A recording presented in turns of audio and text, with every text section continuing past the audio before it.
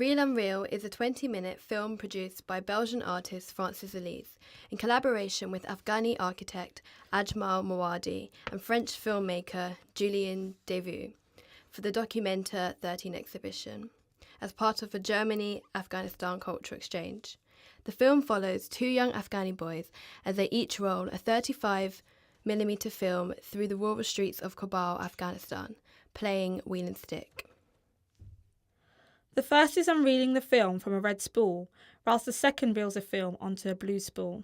Before the film closes, we are presented with more text on a black background, which reads, "On the 5th of September 2001, the Taliban confiscated thousands of reels of film from the Afghan film archive and burnt them on the outskirts of Kabul. People say the fire lasted 15 days. But the Taliban didn't know they were mostly given film print copies which can be replaced and not the original negatives which cannot. The film is based on Francis Elise's concerns with Western media's portrayal of Afghanistan. Elise describes the reeling and unreeling as an example of doing and undoing.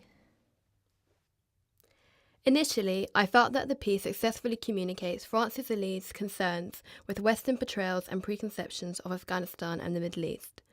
The reeling and unreeling of the 35mm film acts as a representation of, as Elise expresses, the doing and undoing of a fabricated Western preconception.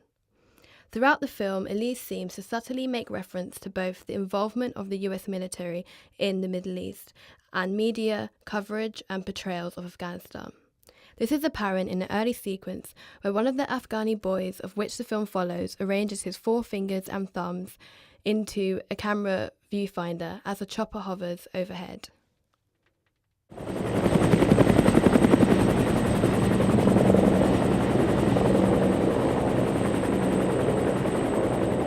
As the Documenta 13 guidebook says, the title alludes to the real, unreal image of Afghanistan conveyed by the media in the West. How the Afghan way of life, along with its people, has gradually been dehumanised and after decades of war turned into a Western fiction. On watching this video and researching about it, it has made me question that as an artist making work that portrays a particular message, is this work going to be hypocritical? Is hypocrisy an unavoidable trap that as an artist you are bound to, however unintentionally so, enter into? The piece presents us with the domestic, non-militant aspects of Afghanistan, something that we are not often exposed to in news reports and Hollywood films. It appears that Elise is trying to humanise the people of Kabul, presenting us with the innocence of children as they play in the streets, which is a patent example of this.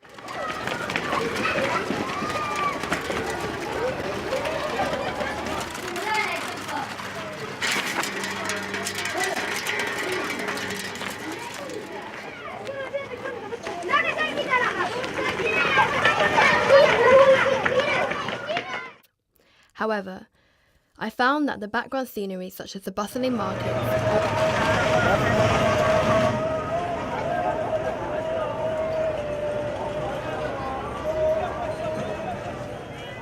boys playing football in the streets,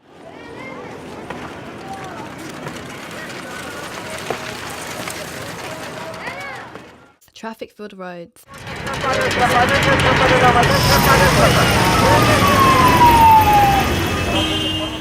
and the flock of sheep,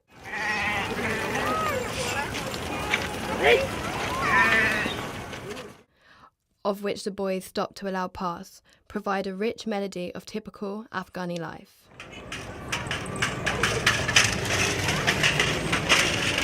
The film was exhibited with a series of paintings of the people and landscapes of Kabul.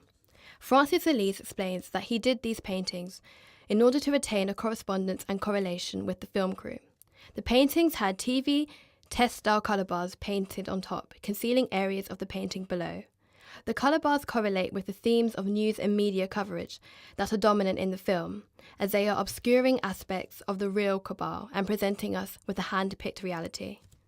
There is also an aesthetic correspondence between the film and the paintings, as they use the same colour palettes, the first being earth tones such as stone, ochre, sienna and warm greens, and the second being soft-toned primary colours and secondary colours. However, in the film, the earth tones are the base palette, as the landscapes, clothes and most of the scenery are in this tone, with the red and blue film spills and the balloons that appear in an early sequence of the film being the exemplification of the soft-toned primary and secondary colours. This is reversed in the paintings. Like most of Ayley's work, the performance or action is considered the piece, while the film and or photographs are considered documentation. However, the film is very considered and has an almost cinematic identity, with the use of wide angles, close-ups and tracking shots. Frances Elyse's practice uses a wide range of mediums from things like hand-drawn animations all the way to performance work, which tends to focus on the political aspects of the everyday life and the world that we live in. Walking is very common in Elyse's practice. In 1995 in Sao Paulo City and 2004 in Jerusalem, he performed walks with a leaky can of paint, and these are often viewed as poetic gestures. Elyse himself even said, sometimes doing something poetic can become political, and sometimes doing something political can become poetic. On researching Reel-Unreel and Elyse's thoughts behind it, it became clear to me that straight away, Reel-Unreel is Elyse's way of tackling the Western media's portrayal of Afghanistan. I watched the video from my own Western viewpoint, and at the beginning I instantly assumed it would be full of violence and terror, because the news that I watch only shows those things in relation to Afghanistan. You only ever see a war-ravaged region, a place entirely overcome by war and violence.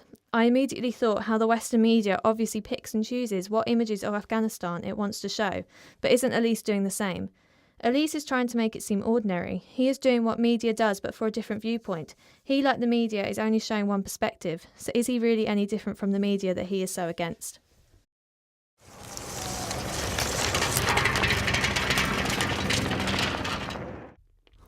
A part of the film that I feel is particularly strong is the climax, where a reel falls from a bluff, followed with a close-up of one of the young boys as a gratified grin slowly develops on his face as he watches the falling reel and takes in his surroundings.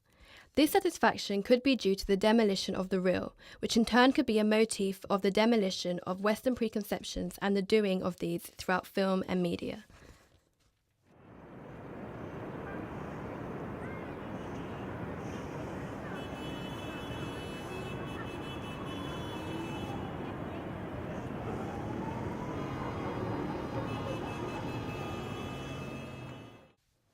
It is all too common to hear stories of yet another road bomb and to see photos of soldiers who have been killed on Western news reports. It is something really that, while speaking for myself, I have grown up seeing with Skye News always on in the background in my house. These images on news reports are there to shock us. 5 minutes and 54 seconds into the video, there is a shot of a man walking through the back streets of Kabul, holding a huge array of balloons.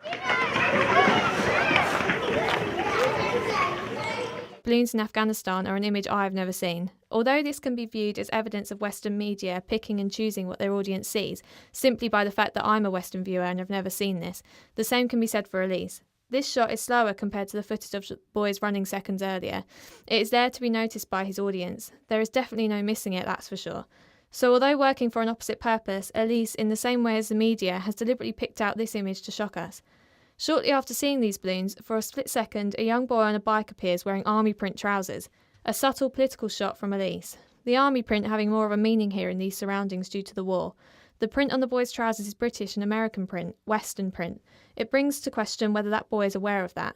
Is that pattern so ingrained in his daily life that it's a normality? Elyse accuses Western media of dehumanising Afghanistan, but then you've got this boy who wears a symbol of the army, a significant factor in the reason behind this footage, and he is only viewed from behind. A dehumanising lack of visual face. Hypocritical, don't you think? Further along in the film, a shot of a military lorry driving through the traffic comes into view, along with a few seconds after that the word police written on the side of a vehicle that is in view for literally a second.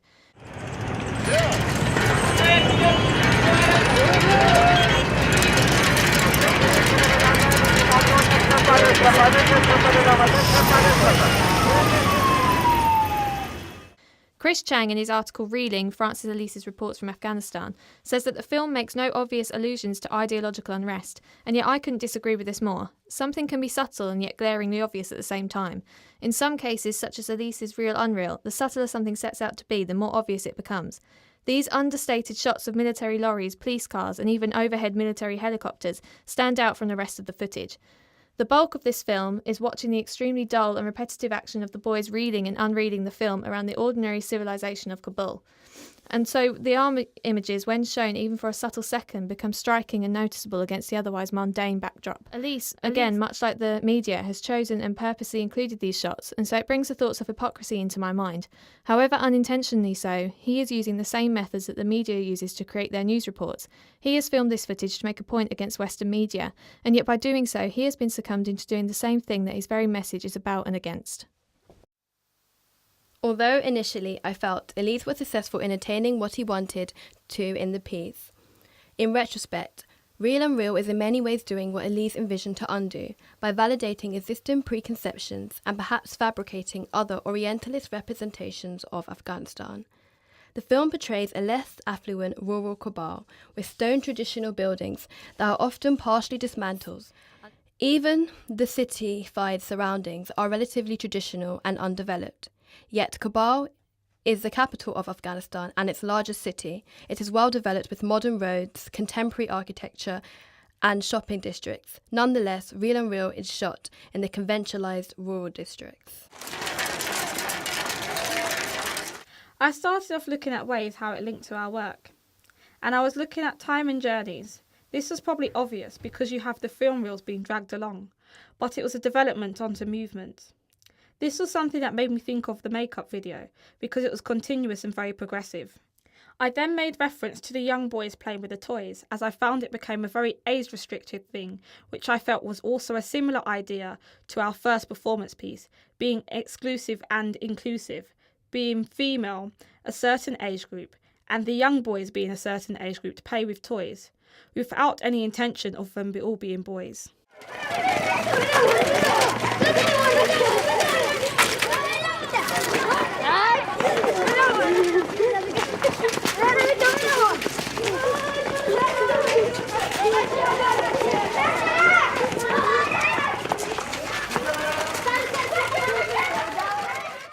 I also linked it into some of my own personal work from here, again working with the exclusive and inclusive theme. My personal piece takes on the topic of identity, looking at how people wearing makeup makes them feel more validated and official. This then ties into elites, not where you can't be part of something, but more specifically the unwritten rules. The immediate assumption of someone applying makeup is that we're female, and then it becomes this gender-restricted thing and becomes subconscious, but where we automatically know. As the video progressed further, the movement of the reel became more continuous. That made me look at Francis Elise and the whole collaborative project, and focusing on the setting. I felt this was a massive contrast between the background and the foreground. Because they were both as lively as each other, which usually in films or performances you usually have a theme that's doled out to captivate the viewer, paying attention to one area. Although, because they both was lively, I believe he had done this to portray chaos in Kabul. From here I quickly noticed how dangerous it was in some situations. But I couldn't tell was that me being a layman outside of their culture where I'd immediately noticed this, compared to the structure within the culture I live in. Looking into Elise as an artist, I found out about his own fascination with children's games. Then I became more understanding to why children was used in the piece.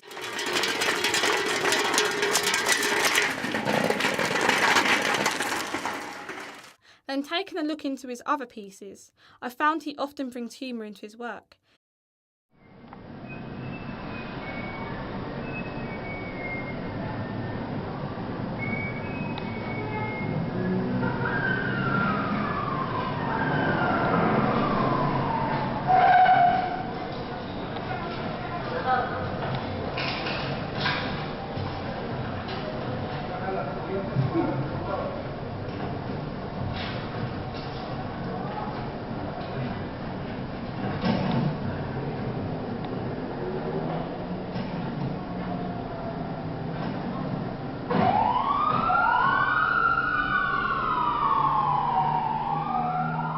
This made me question whether there was a dark and twisted humour behind the work. Towards the end of the video, there was a part where the boy smiled as he was looking at the film reel. I felt the smile gave a sinister look to his actions that made me question whether his role was as the perpetrator. I know that Francis Elise's work isn't at all based on feminism, but his Reel-Unreel got me to thinking about how the art world in general is also hypocritical, however inadvertently so. I specifically began questioning feminism because feminism is currently strong in my own practice and was strong in the collaborative work I've recently done. Feminist art sets out to make art about the difficulties women face in current society. However, take Gorilla Girl's screen print on paper that has the text "Do women have to be naked to get in the Met Museum?" and then in smaller text goes on to say less than 5% of the artists in the modern art sections are women, but 85% of the nudes are female. This screen print shows a black and white nude female form. I'm immediately struck with the hypocrisy of it. The meaning behind the work, as said by the text, is about how in the Met Museum they rarely display work by female artists, and yet most of the nudes that are in the works are female. This piece of work, then containing a nude female form, is guilty of what Aylea has done in Reel-Unreel. The artist is showing a particular image that contradicts the message that the artwork is trying to get across. The same can also be said for Sarah Lucas's 1999 piece Try It You'll Like It, in which she puts pumpkins in the couch and meat to represent female sexual parts. Sally O'Reilly, in her book The Body in Contemporary Art, says their gross approximation wickedly parodying the pornographic reductions of the female body to mere form for the purposes of consumption. So for Sarah Lucas to get across her message that in society women are reduced to just the parts of them that are sexually desirable, she is making work that reduces the female form just to their sexual attributes. This seems very hypocritical to me. I also then thought about my own particular practice in recent collaborative work, where to prove that a particular space is male-dominated, we made ourselves look extra feminine by applying more makeup and wearing extremely feminine clothes. So of course, in a male-dominated space, looking really feminine, we are going to get noticed. Is that not then phony of us, hypocritical of us, or is that just us trying to make a piece of work that has a clear message coming across? Pretty much, I've come to the conclusion that being hypocritical is just an unfortunate side effect and byproduct of being an artist who sets out to make art that has a particular message. Although I still believe that Alea's Reel-Unreel is a very hypocritical piece of work, I would not describe him or any other artist in the art world who has made or makes hypocritical work a hypocrite in a disapproving way. I believe that in making art that has a message and meaning behind it, it is extremely difficult not to include hypocritical elements, and that these even make the work more understandable and perhaps even relatable. Alea's shots of military helicopters and police vehicles put the work into a context that as a viewer can be understood. Without a little bit of hypocrisy in a piece of work, there could be perhaps no understandable context, and therefore the work would fail in delivering the message it wants to get across to its viewers.